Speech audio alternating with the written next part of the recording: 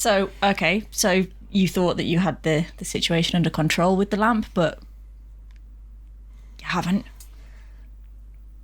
I'm just very orange, aren't I, really? It's just your face. It's just your face. Just gonna have to live with it. Yeah, basically, yeah.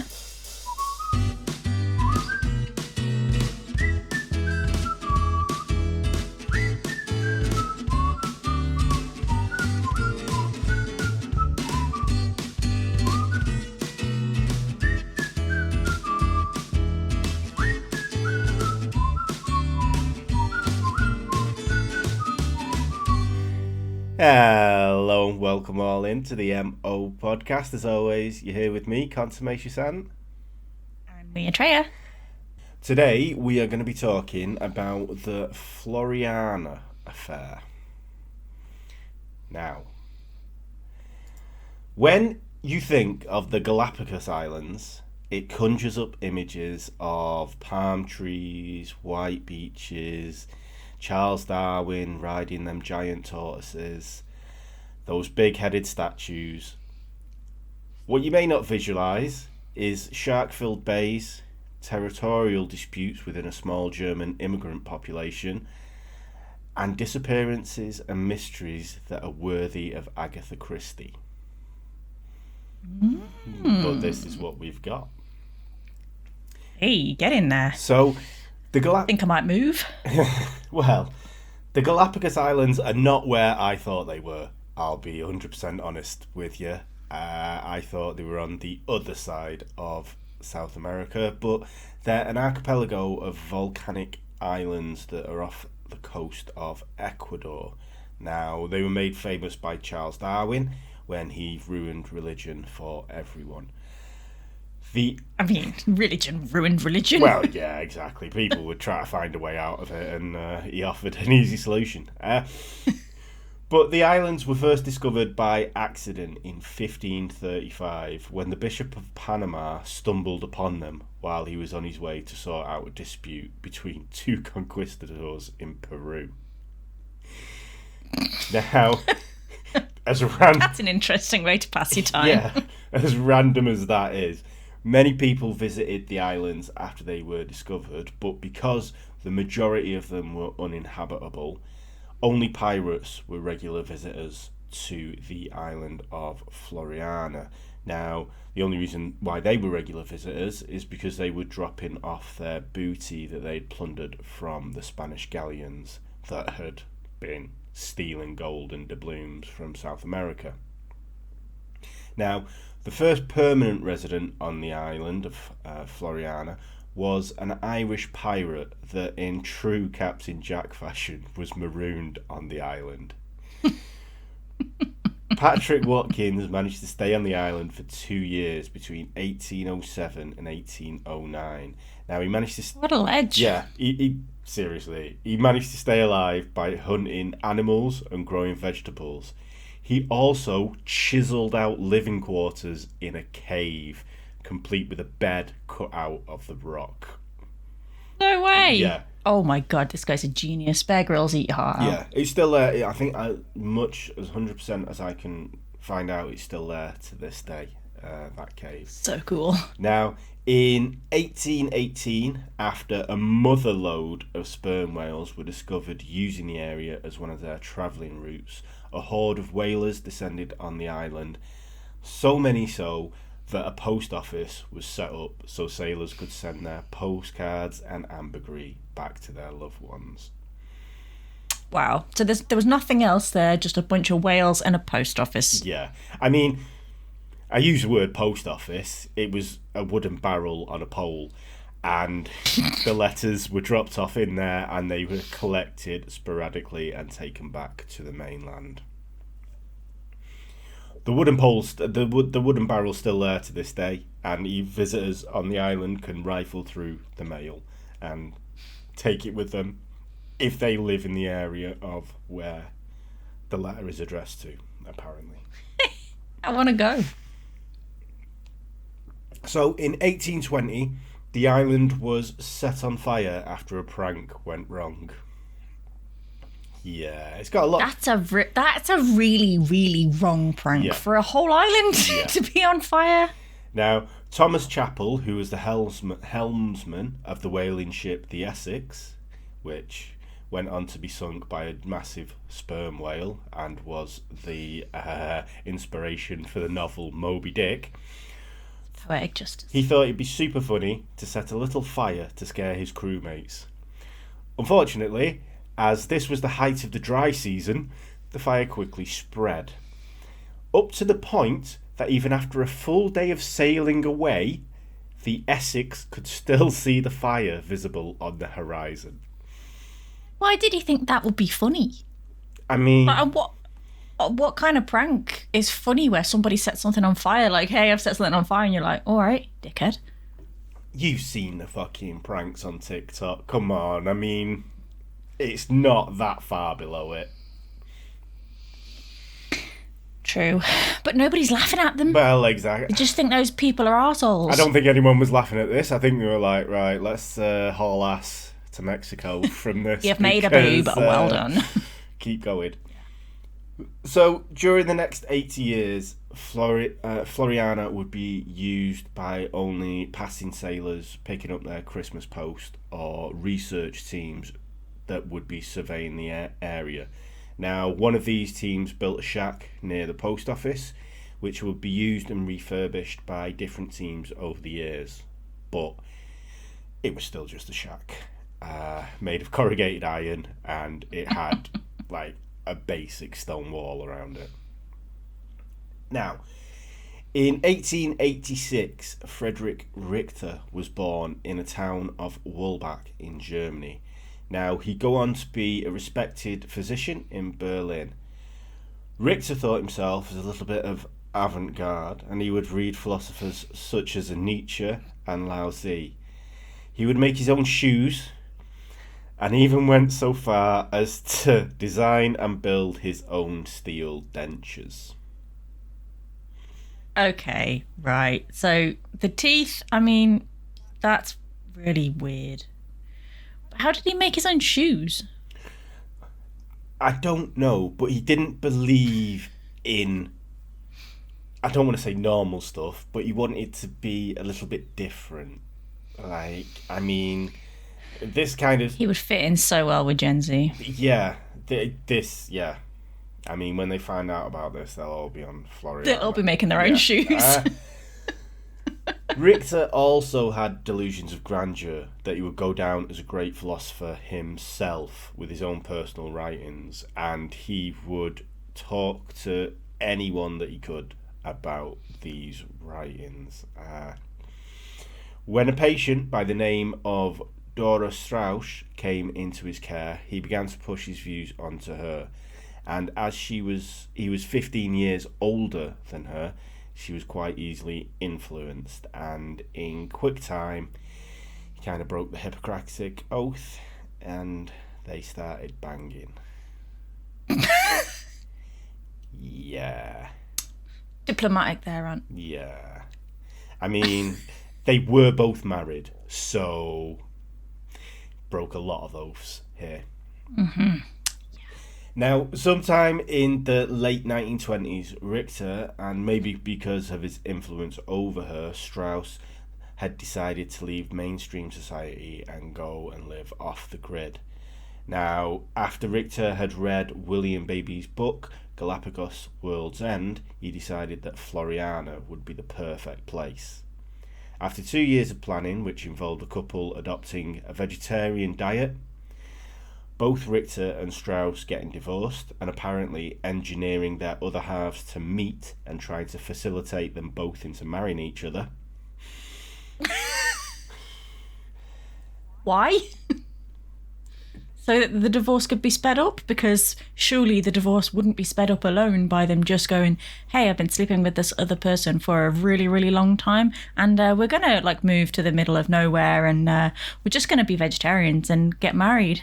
So, hey, are we okay to get divorced? You would just be like, yeah, it's a done deal. You wouldn't need to get them to meet somebody else. Yeah. I think this was okay the morality issues that they had. and they would feel bad if they left them alone. Now, I have only heard one source that this has come from, so I don't know how 100% true it is, but it was funny enough to try to put it in anyway. Another thing that Richter did was to remove all his teeth before he left. Why? Under the illusion that because they were out there, they'd be on their own, they'd be fending for themselves, they'd have no dentistry equipment available, they'd have no dentists out there. But he also thought his gums would be able to harden up and he would be able to eat food. Hence why he made his steel dentures as a backup plan. Okay, this guy's an idiot. Yes, he absolutely is. Now... also, can you imagine that? Imagine your wife and Dave deciding that they were going to just elope to some random island and then go, hey, you guys, you two should get together. Me and you would be like, fuck that noise. Yeah. What? No. Yeah. No. The divorce is okay. We're good with the divorce, but no. Yeah. And I mean, as well, there was still a 15-year difference between the two, I mean... there's like a 40-year difference between me and you, so that's even worse.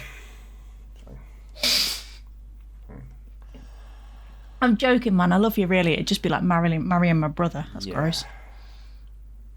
Well, there's a lot of videos out there that promote that. Step brothers. Marrying my really much older, very annoying brother that I never asked for. MyFriendsHotDad.com. Oh, dear God. So I was just going to say, love you really, but I take it back. The couple arrived on Floreana in 1929, and Dora wrote as soon as they got off the boat.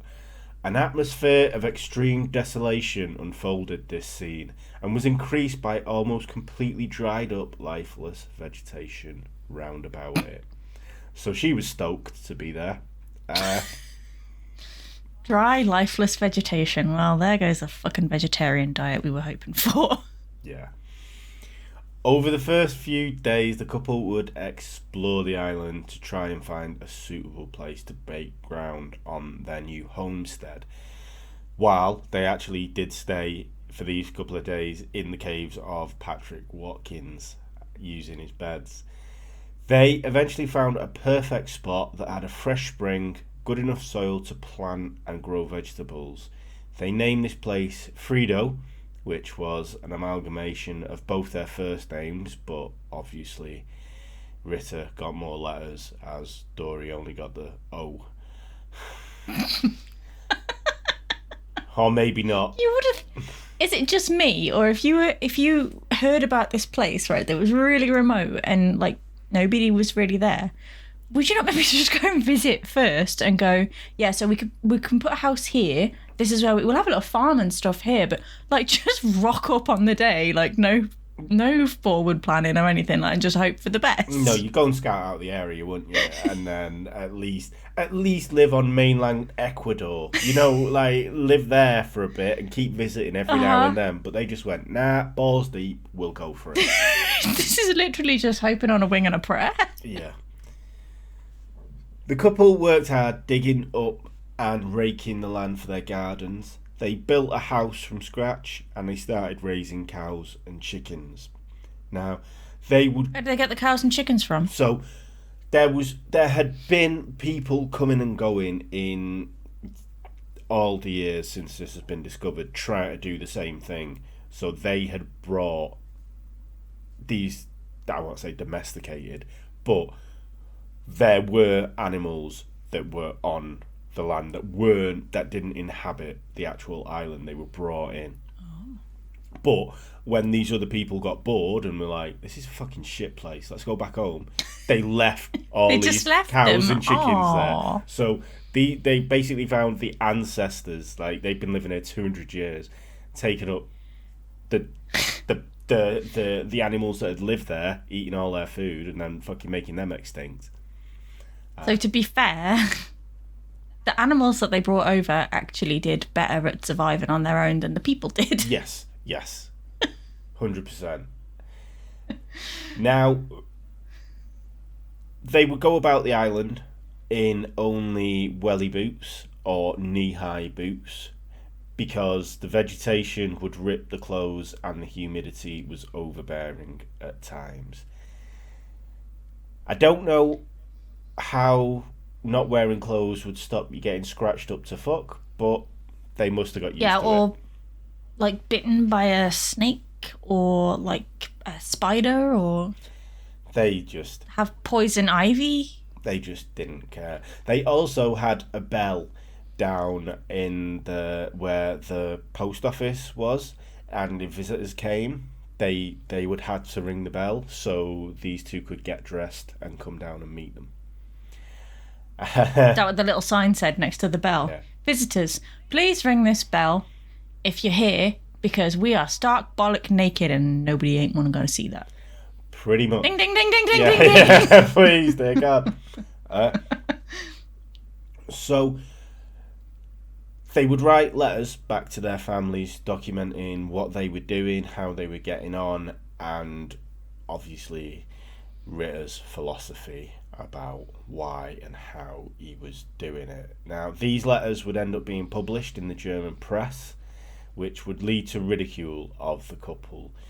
They were framed as mad nudists who abandoned sanity and societal norms to live out their hippie existence in the arse end of nowhere. And I would agree with that. yeah, this basically filled the gossip columns of the 1930s German newspapers. But despite these letters being framed in this way, they actually provided inspiration for several people to actually try and go and live this life that they had. A few couples settled for short-term periods, but they soon realised that this wasn't the life for them.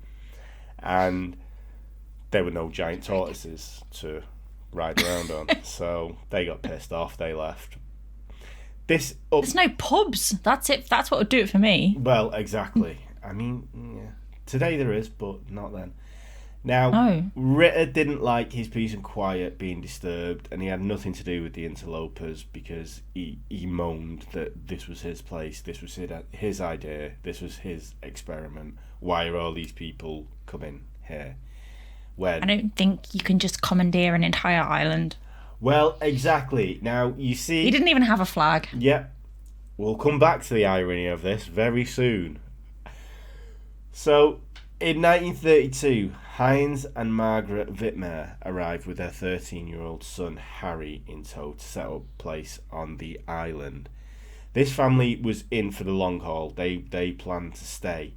And Ritter was perturbed by this, not only because they were infringing on his solitude, but because Margaret was pregnant and the Whitmans expected the doctor to help out with the birth and prenatal care, which he'd given up that life to do. So he was pissed off. He could have just said no. He could have just been like, no, I ain't no doctor here, so... Yeah, but he did help them out. So he wasn't that bad. Well, he was a terrible doctor because he's shagging his patients. But later in the year, the unsteady peace that existed on the island between the two couples would be shattered when a third party arrived on Floreana. Now, this third party had no intention of living the peaceful hippie life that the other couples had subscribed to. Eloise Bosquet de Wagner Verhorn, or That's a mouthful. the Baroness, as she liked to call herself, was an Austrian who arrived with 3 men with her. Now, one was her husband, who was Philip Philipson. One was her lover, who was Alfred Lorenz. And one, Manuel Vladvicio, was their manservant. This is going to go wrong. That guy's called Philip Philipson. Yeah. This is not...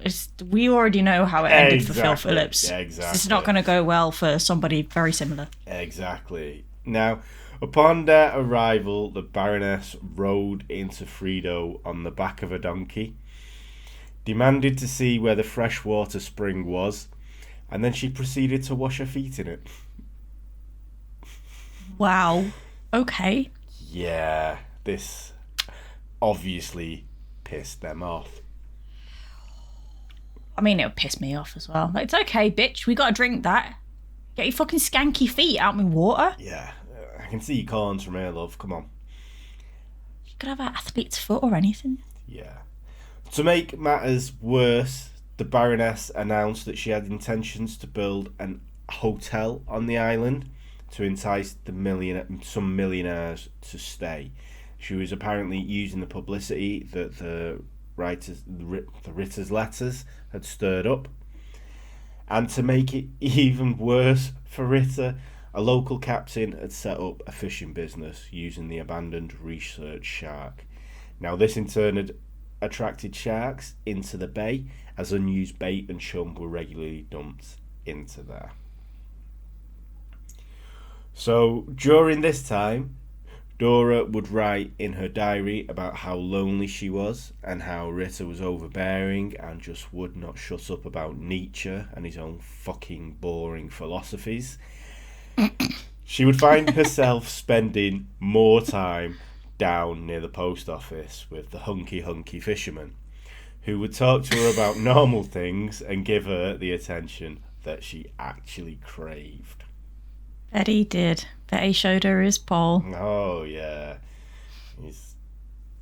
Yeah. This is how I catch all the good shit. So, in an ironic twist, the Baroness would take on an attitude of superiority, and she declared herself the Empress of Floreana. The Empress of like 5 people? Yeah. Oh, okay. Obviously, Richter, who himself thought he was the Emperor because he thought it was his own place, didn't like this at all.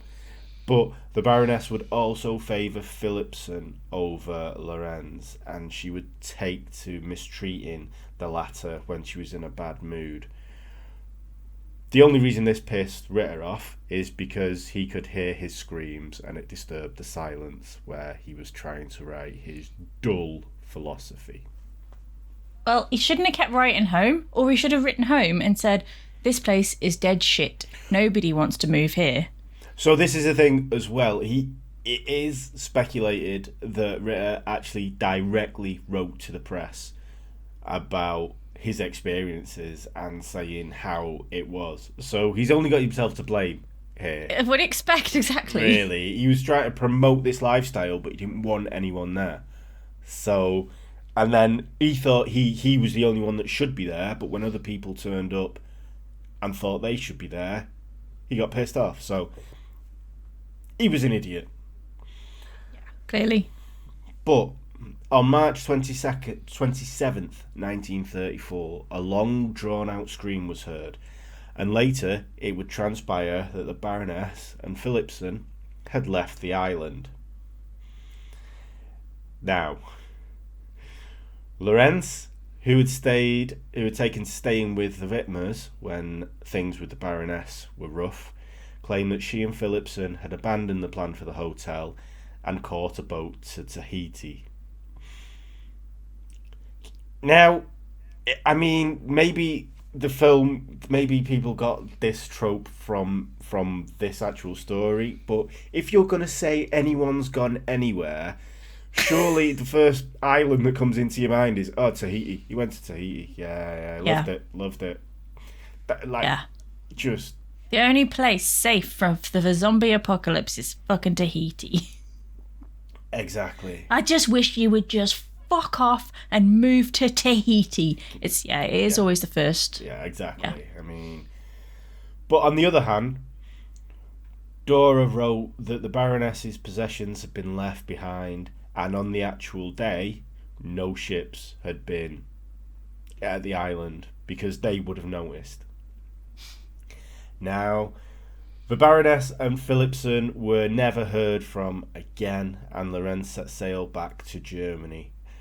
But, as with all good Agatha Christie novels, months later, his mummified remains were found on another island in the Galapagos.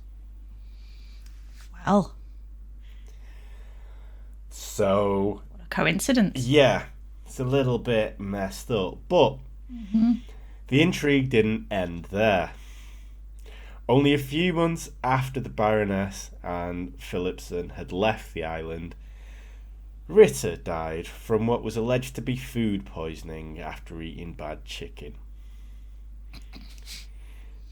Now, Dora had prepared the meal using what she claimed was sour chicken, but she also claimed Ritter had assured her that if she boiled it well enough, the chicken would be fine to eat. Thought they planned on being vegetarians. There was a famine at the time, so this is why. The chickens had died because there was nothing to eat. So this is the reason why they ate them, and this is why they said they were sour. Now, Dora had eaten the same amount of chicken as Ritter, but for some reason she was fine. Yet, she waited for some time before she called the Whitmers for help. So, a little bit... I was just making sure he was actually really dead and not just sleeping it off. Yeah. Both the Whitmers and Dora have written accounts of their time on Floreana, and they are like chalk and cheese. They are two different books about the same place and time. It's like, what? So Dora claimed that Ritter's passing was peaceful and full of lovey-dovey exchanges and tenderness. Yet Margaret Whitmer claimed that before Ritter died, he wrote one last message to his beloved, which read, "I curse you with my dying breath." Right, okay. So... We had a very happy relationship. I hate you, you bitch. Yeah.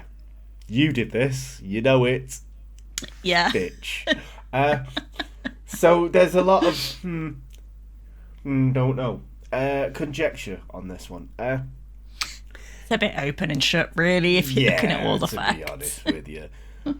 Dora left Floreana not long after, and she eventually died in 1943 in Germany, while the Whitmers stayed, and Margaret was the last living survivor of the original immigrants up until she died in 2000.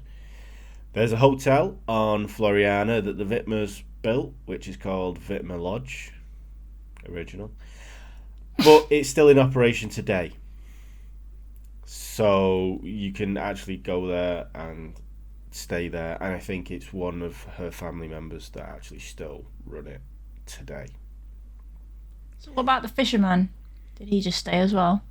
Yeah, probably. She didn't take him with her? No. But there are a few hotels on that island now. So I don't think it's a sustainable population, but there's certainly like holidays places that you can go there.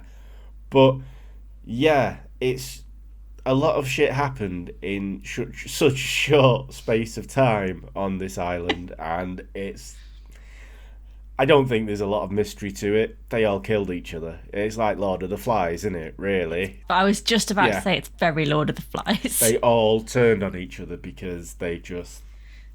Can you imagine, like, going on an island and there's only, like, 5 people there or something and going, fucking hell, it's getting a bit crowded here. I'm not happy with this. Like, there's, like, 5 people. Why don't you just, like, go to different points of the island, like, really far away from each other and just... deal with it. Now the thing about it is as well is because it was a volcanic island.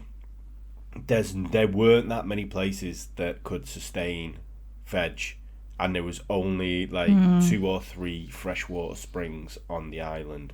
So you basically had to find a spring, set up your place there, and even when the Richters were setting up their homestead, there was a lot of animal tracks coming to and from the spring, because obviously they've had no one there, so they were going to use it, and they were told that if you're going to set up a garden here, you're going to have animals eating it. You can't guard it 24/7, so you need to be vigilant about it. So it's literally in this island that's what I don't know, about 10 square miles. There's like 400 meters that's only able to grow veg and shit. So they were always going to step on each other's toes.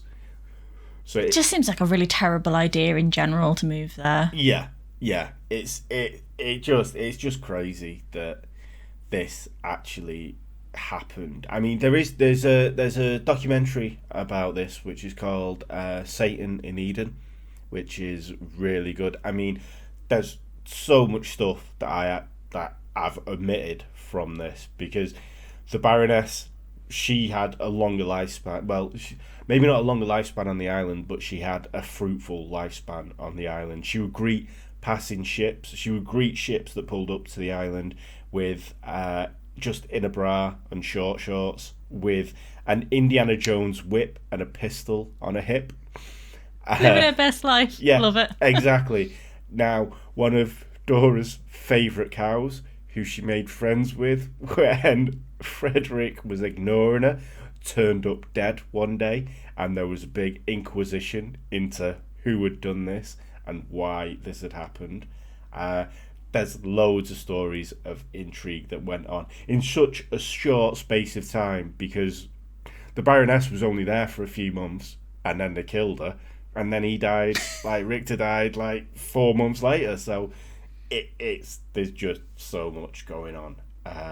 But yeah, I'd highly recommend the documentary Satan Came to Eden and the Dark Histories podcast episode about this because it's just unbelievable how mental this was.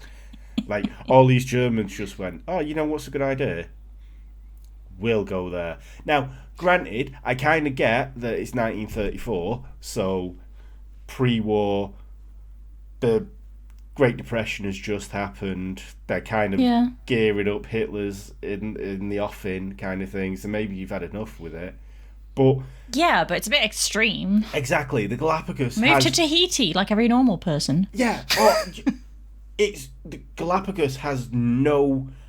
From what I can find, like, Germans didn't discover it.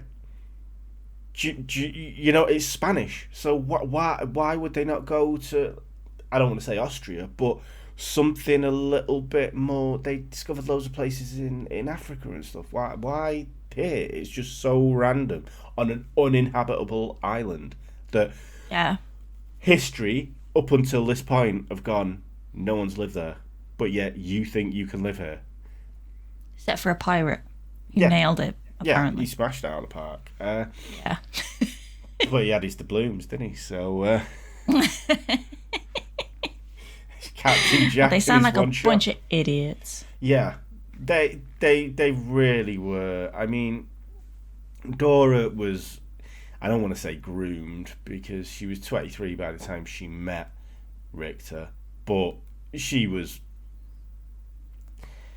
It's an abusive position. Yeah, at least. Exactly. I was going to say overpowered, but that's a wrong word. She was pushed into it. I don't think if she would have her innocence. I mean, she wrote a book about it, and there's a lot of stuff in there about, I don't want to say woe is me, but she did not enjoy it from day fucking one until day, and as soon as... I don't blame her. Yeah. It sounds shit. Exactly. I mean, and going back to the steel teeth, she actually had to share the steel teeth with Richter because her teeth rotted and there was no dental instruments, so they had to pull her teeth out with gardening tools. Oh, God. Yeah. And they were sharing a pair of dentures, so... It's a pretty... Like them three witches that share the eyeball. Yeah. To see to the future, the fates. Yeah. Exactly like that. So it was a shit existence for her, and I don't think she wanted to go there. She just wanted to humour him, and then when she got there, it was just shit. But he was very self-centered. He thought he was the greatest person ever, and even his philosophy, it got slated, like as if no one's surprised by that. But I think one of the quotes that I read was, it's not even worth your time reading this because it's just dull. Nice.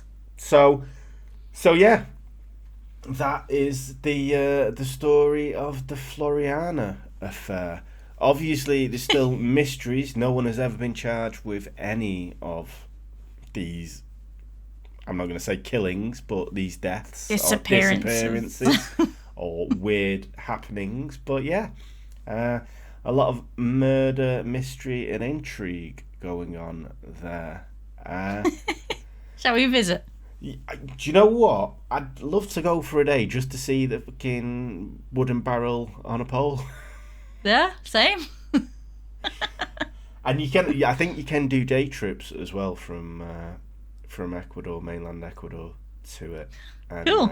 Go and see it, because, like I I said, want to see the pirate cave. yeah, there is still hotels in there are hotels in operation on the island, so it does do business, I suppose. But like I suppose like the Great Barrier Reef, if it's gone down like that, there is wildlife there that can only be found there, and it is one of the centres of where great discoveries were made. So I suppose it is a big tourist trap. But yeah, one day. One day.